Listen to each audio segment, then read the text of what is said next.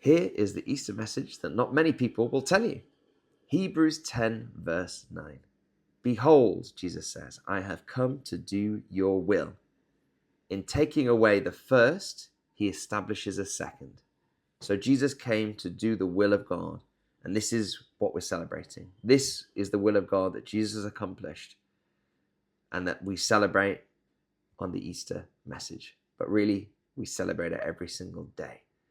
He took away the first and established the second. That is the gospel in a nutshell. He took away the first. If you look into that word, it actually means he put to death, or he slayed, or he killed.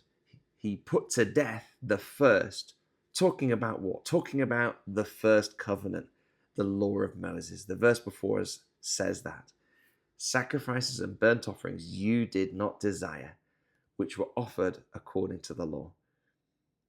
So God didn't want to relate to man through sacrifice and offering, through the law of Moses.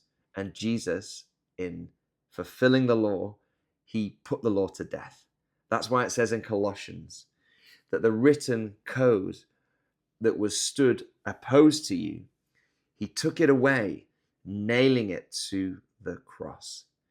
So the written code, the law, which held us all, held the whole world accountable to sin, Jesus Christ on the cross took it away. He put it to death according to Hebrews, Colossians, Ephesians, many other parts of Scripture.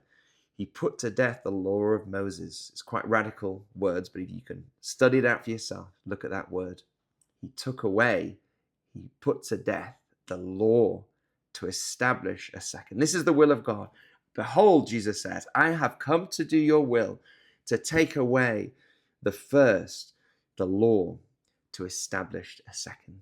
It says elsewhere in Hebrews that in speaking of the second, the new covenant, he made redundant the old covenant.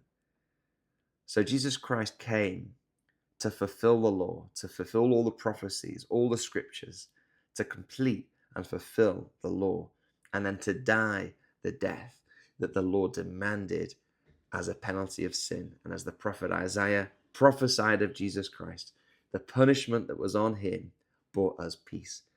And in doing that, in taking away the old covenant, he started a new creation, the resurrection of Jesus Christ. We were included into that. We're a new creation.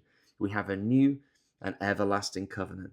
And the gospel is this: Jesus Christ doing away with the law, the old covenant, and bringing the new, everlasting, eternal gospel, the new covenant of grace.